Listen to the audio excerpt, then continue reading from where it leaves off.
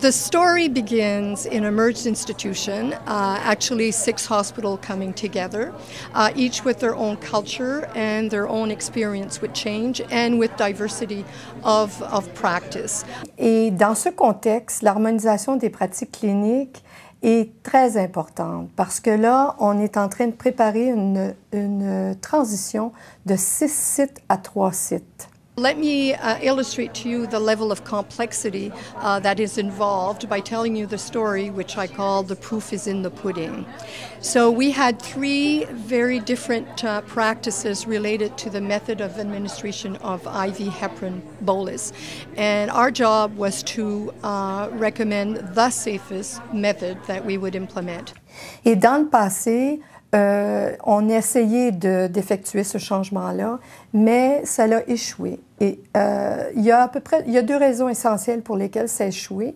Une des premières raisons, c'est de la difficulté des gens à convaincre les autres avec les données probantes qu'ils avaient.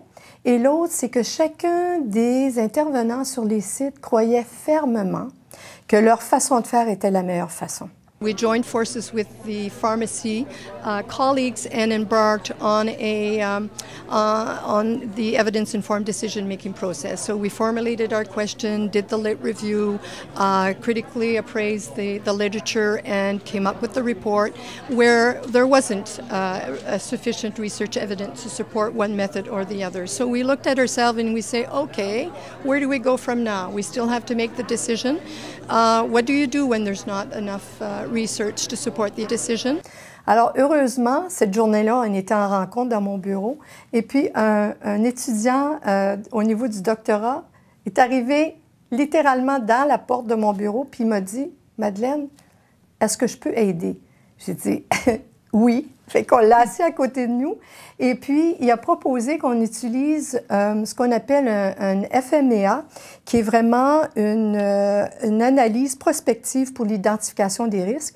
Et c'est une méthode d'analyse qui est soutenue par l'Institut canadien pour la sécurité des patients.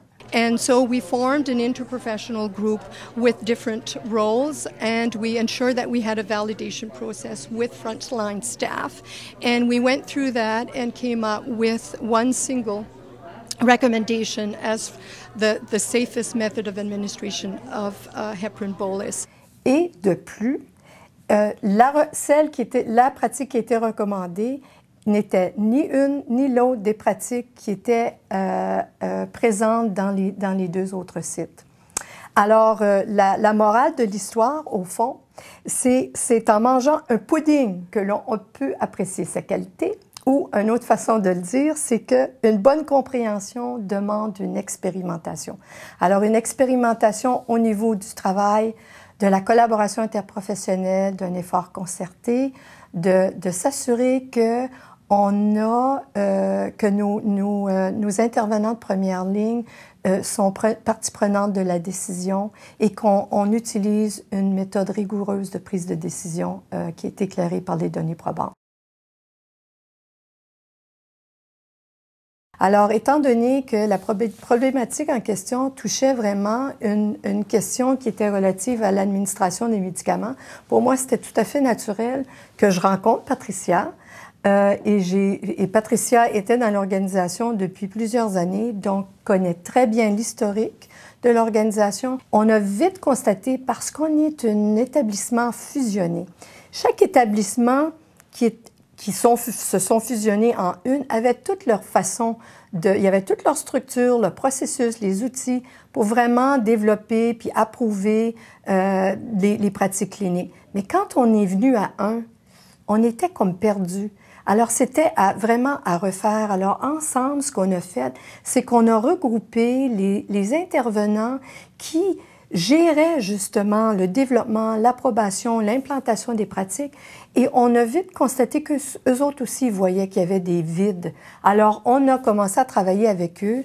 On s'est doté d'une vision commune, d'un plan de travail et depuis 3 ans, on travaille à mettre en place cette structure, ces processus, ces outils pour soutenir nos cliniciens qui ont à harmoniser leurs pratiques. Fait que c'est essentiellement ce qui se passait C'est une organisation fusionnée qui prépare une transition. Le timing était parfait.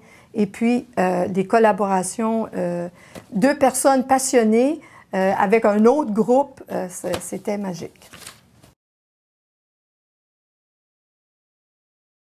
Mais il y a eu des exemples où on savait que des patients atteints de diabète qui étaient en attente soit d'un examen radiologique ou qui étaient dans leur chambre et qui avaient des épisodes d'hypoglycémie, donc leur sucre baissait, qu'on n'avait pas harmonisé le protocole. Et ça arrivait que, dépendamment sur quelle unité, on ne traitait pas cet épisode-là de la même façon. Alors, on a harmonisé la pratique et on a demandé à des étudiants de maîtrise d'évaluer combien on avait d'épisodes d'hypoglycémie avant la nouvelle pratique. Combien de temps ça nous prenait pour ramener le niveau de sucre du patient à un état normal, puis comment le patient se sentait après qu'on avait implanté la nouvelle pratique.